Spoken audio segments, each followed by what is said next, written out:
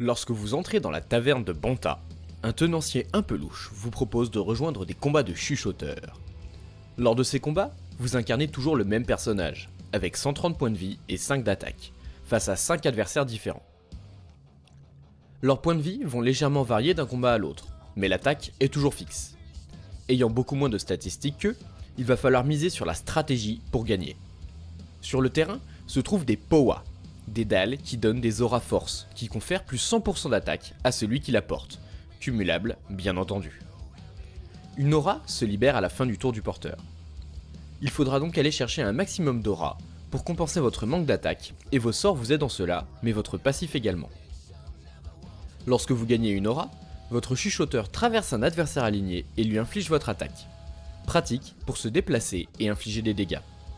Il est important de retenir qu'il est plus utile de se déplacer pour terminer sur une dalle que d'attaquer dans le vide. Ce sont des combats difficiles, particulièrement pour les derniers niveaux. Leurs statistiques ne varient pas, mais des règles qui vous désavantagent se rajoutent. N'hésitez pas à relancer le combat si l'adversaire a trop de vie ou si votre main de départ est trop mauvaise. Ce sont des combats tactiques que vous ne réussirez probablement pas du premier coup.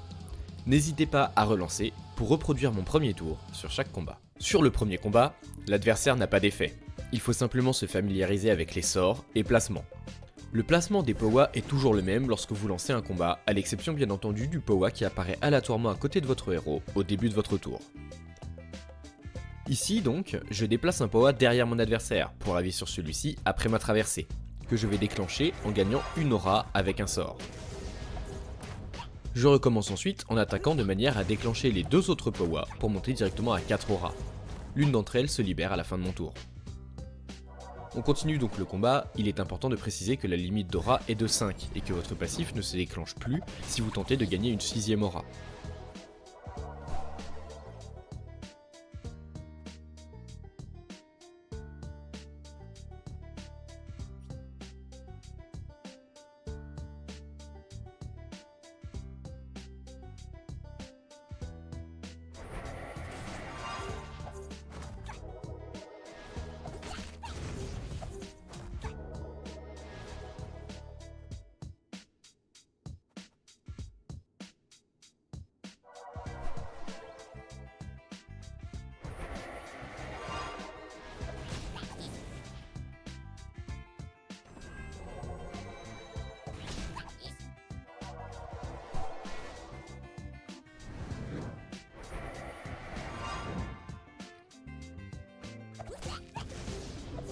Le sort Exhortation vous permet de rejouer votre tour, idéal lorsque vous avez un grand nombre d'auras pour attaquer de nouveau.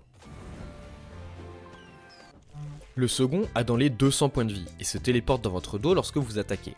A vous de placer vos Powa de manière à en prendre en compte la nouvelle position du chuchoteur adverse. Ici, je déplace le Powa pour éviter qu'il ne gagne une aura et pour en gagner, moi, une de plus.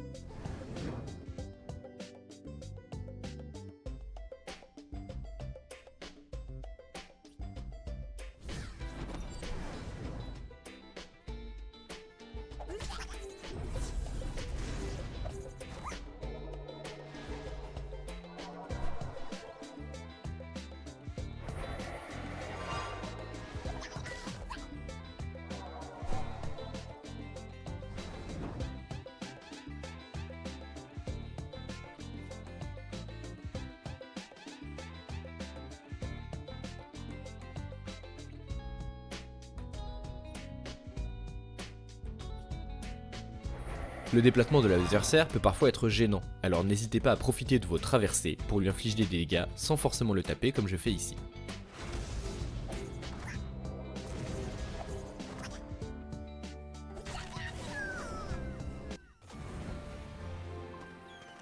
Le troisième vous repousse de une case après votre traversée, et il ne dispose que de 2 PM. A vous de placer les Powa en conséquence. Ici, on en place un derrière lui, puis on marche sur les Powa alignés pour monter à 4 auras sur le tour 1.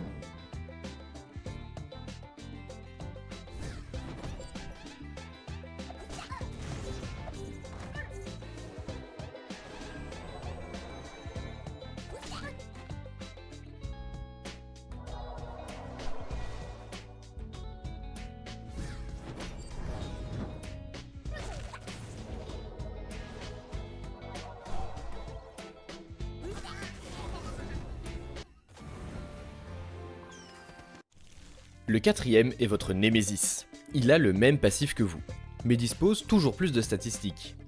Au premier tour, on le charge, puis avec le sort de téléportation ou le sort qui repousse, on le place entre les deux autres Powa.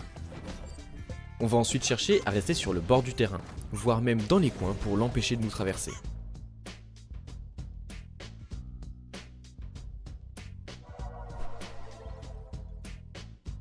Hélas, lors de son tour 1, il nous replace régulièrement au centre. Lors du combat à 4 étoiles, c'est généralement signe qu'il faut relancer le combat tout de suite.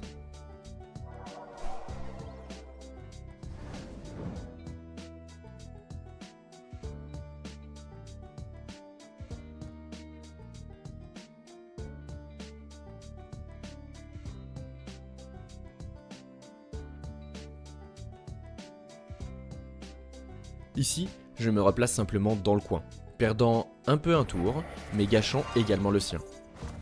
Vous allez voir qu'une fois sur les bords du terrain, l'ordinateur n'arrive plus à se battre et fait des tours très mauvais, n'arrivant plus à profiter de son passif.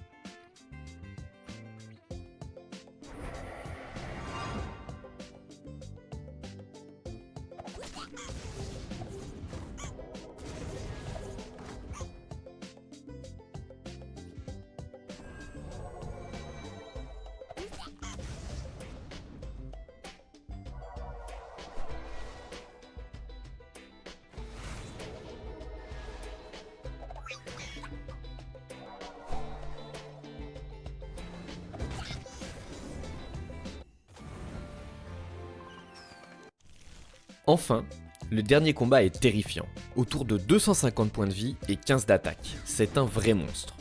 Il vous retire une aura sur son attaque, ce qui rend le sort qui lui permet de rejouer très désagréable, et tous les sorts coûtent 1 de moins, ce qui permet d'en lancer 3 par tour. Mais attention, votre main se vide vite.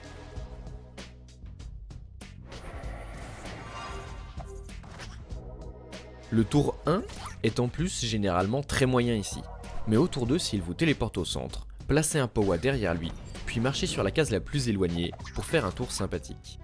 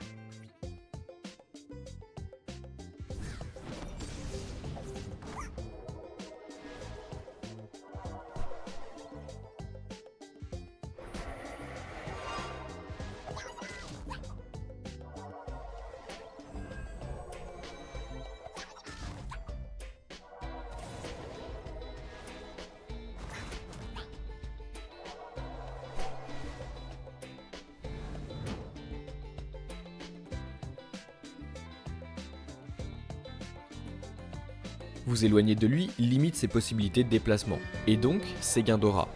Pour le reste, il n'y a pas de mécanique vraiment spéciale, c'est à vous de bien maîtriser le combat.